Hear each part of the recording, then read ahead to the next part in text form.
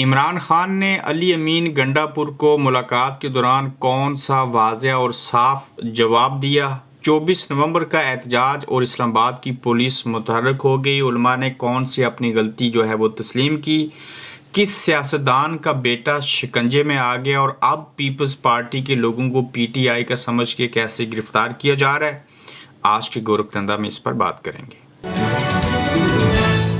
السلام علیکم، آپ دیکھ رہے ہیں گورکھ دھندا ابرار قریشی۔ آپ سے مخاطب ہوں۔ علی امین گنڈا پور کی آخرکار عمران خان صاحب سے جیل میں ملاقات ہو گئی ہے، جس کے بعد عمران خان نے صاف اور واضح جواب دیا ہے اور علی امین گنڈا پور کو بھی جواب مل گیا، اور جنہوں نے علی امین گنڈا پور کو عمران خان صاحب کے پاس بھیجا تھا انہیں بھی جواب مل چکا ہے۔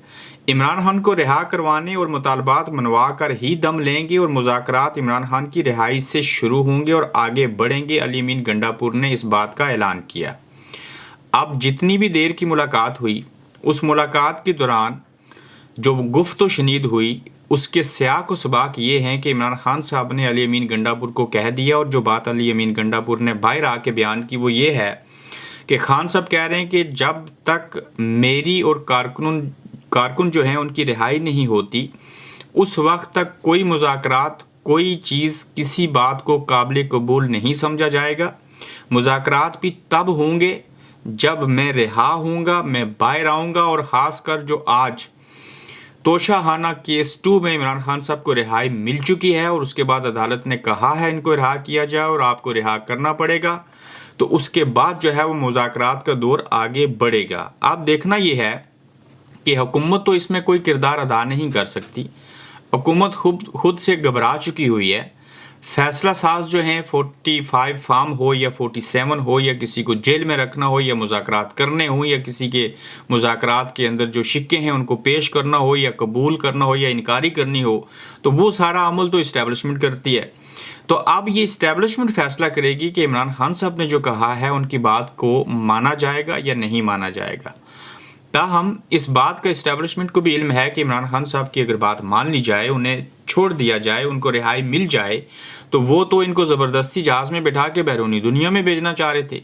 وہ تو ان کو کہہ رہے تھے کہ ہم آپ کو پہلے اڈیالہ سے بنی گالا بھیجیں گے، اس کو سب جیل قرار دیں گے، آہستہ آہستہ باتیں آگے بڑھیں گی، آپ کوئی لانگ مارچ نہیں کریں گے، جلسے جلوس نہیں کریں گے، آپ خاموش ہو جائیں گے، اس نظام کو چلنے دیں گے، آپ حکومت نہیں مانیں گے۔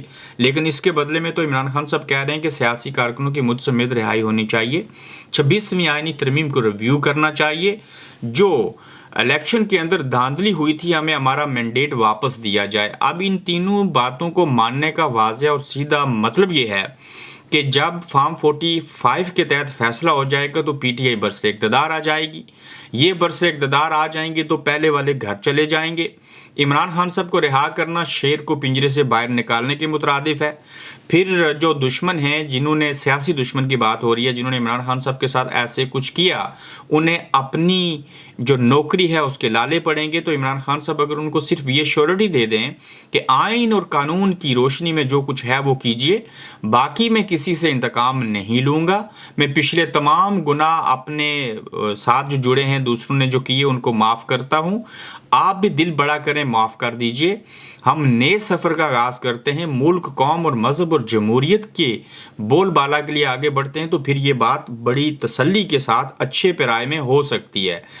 اس سے ثابت یہ ہوا کہ علی امین گنڈا پور اور جو عمران خان صاحب کے آپس میں ملاقات ہوئی کہ احتجاج تو ہوگا، اب وہ جشن میں بدلے گا یا دھرنے میں بدلے گا، یہ فیصلہ اسٹیبلشمنٹ اور حکومت کریں گے۔ عمران خان کسی صورت مذاکرات کے نام کے اوپر 24 نومبر کے احتجاج کو، مارچ کو ملتوی نہیں کرنا چاہتے۔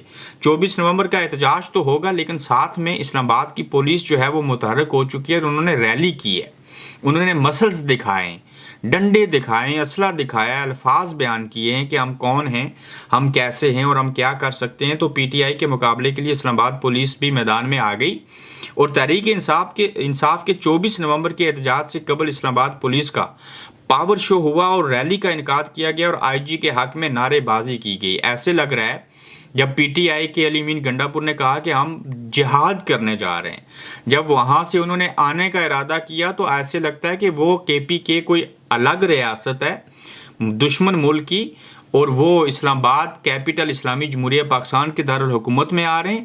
یہاں کی پولیس جو ہے وہ جو مہمان آ رہے ہیں وہ ان کو اپنا دشمن سمجھ رہی ہے، تو شاید ان کو دشمن سے لڑنا ہے تو اس سے پہلے پریڈ کی جا رہی ہے، ریلیز کی جا رہی ہیں، آئی جی کے حق میں نعرے لگا رہے ہیں.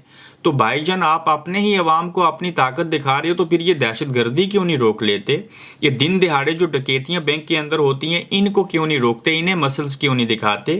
اس وقت تیش میں کیوں نہیں آتے؟ آپ کی ساری حرکتیں، آپ کے ڈنڈے، آپ کی بندوقیں، آپ کی کارکردگی اسی وقت سامنے آتی ہے جب پاکستان تحریک انصاف یا ان کے کارکن جو ہیں وہ احتجاج کرنے کے لیے آتے ہیں. تو احتجاج تو بنیادی حق ہے کسی بھی ملک کے اندر، ریاست کے اندر. عوام جو ہیں وہ احتجاج کرتے ہیں اور تب احتجاج کرتے ہیں جب ان کے ساتھ ناانصافی ہوتی ہے. تو بجائے اس کے کہ چیزوں کو بہتر کیا جائے، آپ مقابلہ کرنے کے لیے پاور شو کر رہے ہیں. تو سب کو پتہ ہے اسلام آباد پولیس کی پاور کیا ہے، پنجاب پولیس کی اہمیت اور افادیت کیا ہے. تو لہٰذا یہ دکھانے کی ضرورت نہیں ہے. انہیں پتہ ہے آپ کے رویے کیا ہیں، انہیں اس بات کا سختی سے علم ہے کہ آپ کے ارادے کیا ہیں. انہیں یہ بھی پتہ ہے آپ ایکسپائر جو شیل ہیں، آنسو گیس، وہ استعمال کریں گے، وہ اپنا بندوبست کر کے آئیں گے. آپ اپنا بندوبست کیجئے، وہ جہاد کریں گے، آپ دفاع کیجئے. اور ایک ہی ریاست کے عوام اور ایک ہی ریاست کی پولیس جب آپس میں ایک دوسرے کے ساتھ یہ کرے گی تو اس کا نتیجہ کیا آئے گا؟ کچھ ہونے سے قبل ہی نتیجے کا علم ہے. اور پھر یاد رکھیے گا، یہ تھوڑی سی پولیس، یہ بڑی ساری فوج اور ساتھ میں جو عوام ہوتے ہیں ان سے کوئی ریاست نہیں ٹکرا سکتی اور کوئی ریاست سے بھی نہیں ٹکرا سکتا. لیکن وہ صرف ایک جماعت ہو. تو جب عوام ساتھ میں جڑ جائیں تو پھر یہ اسلام آباد کی پولیس ان کے سامنے آٹے میں نمک کے برابر تصور کی جاتی ہے. اسلامی نظریاتی کونسل یعنی کہ علماء یعنی کہ مولویوں نے اپنی ایک غلطی تسلیم کر لی ہے کہ وہ کہتے ہیں کہ وی پی این کو غیر شرعی یا ناجائز نہیں کہا. جاری بیان میں ٹائپنگ کی غلطی سے غلط فہمی ہوئی ہے. چیئرمین اسلامی نظریاتی کونسل علامہ راغب نعیمی کا یو ٹرن، یعنی کہ اب جو وی پی این ہے وہ غیر شرعی نہیں ہے، وہ صحیح ہے، اس کو استعمال کیجئے. یہ علماء نے جو بات کہی تھی وہ کسی پاگل بندے نے ٹائپ کرتے ہوئے ٹائپنگ نہیں کر سکتا تھا، غلط کر دیا، اور ٹائپ ہونے کے بعد کسی نے پڑھا نہیں تو اس کو ایسے ہی شائع کر دیا اور عوام تک پہنچا دیا اور سوشل میڈیا پہ آ گیا. اصل بات یہی ہے کہ آپ نے اس کو غیر شرعی قرار دیا تھا، اور جب آپ کے اوپر تنقید ہوئی اور پریشر پڑا انٹرنیشنل تو پھر آپ کو لگتا ہے کہ وہ ٹائپنگ مسٹیک ہے. یعنی کہ ایک جھوٹ چھپانے کے لیے 100 جھوٹ بولنے پڑتے ہیں. آپ دیکھیے کتنے پاورفل لوگ جو ہیں وہ کتنے مدہوش ہیں، انہیں سمجھ نہیں ہے کون سی بات کیسے کرنی ہے. تو پیپلز پارٹی کے ایک بڑے سیاستدان کے بیٹے کو پی ٹی آئی کا سمجھ کے نہ اس کا نام پہچانا، نہ اس کی پارٹی کو پہچانا، نہ اس کی شکل صورت دیکھی اور نہ اس کی جماعت، تو انہوں نے اس کو پکڑا. تو ہوا کیا کہ منڈی باؤلدین اور سرگودا میں پی پی کے ورکرز پر ریڈ کیا گیا. میرے لڑکے کو پی ٹی آئی کا ورکر سمجھ کر اٹھا لیا. ہم نے اسٹام لکھ کر دیا کہ اس کا پی ٹی آئی سے کوئی تعلق نہیں ہے، لیکن نہیں چھوڑ رہے. کہتے ہیں کہ ہماری لسٹ میں یہ پی ٹی آئی کا ہے، ندیم افضل چند کا انکشاف.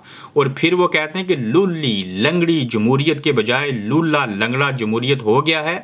نون لیگ کی وجہ سے ہمیں تانے سننے کو مل رہے ہیں، عوام میں ہمارا مقام کم ہوتا جا رہا ہے. ندیم افضل چند، یہ آپ کو بھی سمجھ آ چکی ہے کہ نون لیگ کا ساتھ دینے سے کیا ہو رہا ہے، اور یہ بات بلاول بھٹو صاحب کو بھی سمجھ میں آ چکی ہے. اب ان کو پتہ ہے یہ بیٹا آپ کا ہے، لیکن جو آپ سچ بولتے ہیں یہ پی ٹی آئی کی زبان آپ پیپلز پارٹی میں ہو کے بول رہے ہیں. تو جس وجہ سے آپ کے بیٹے کو پہچان نہیں رہے اور اسے وہ پی ٹی آئی کا تصور کرتے ہیں. تو آپ جتنے مرضی اسٹامپ پیپر لکھ دیں، انہوں نے اس کو نہیں چھوڑنا جس کو انہوں نے پکڑنا ہے.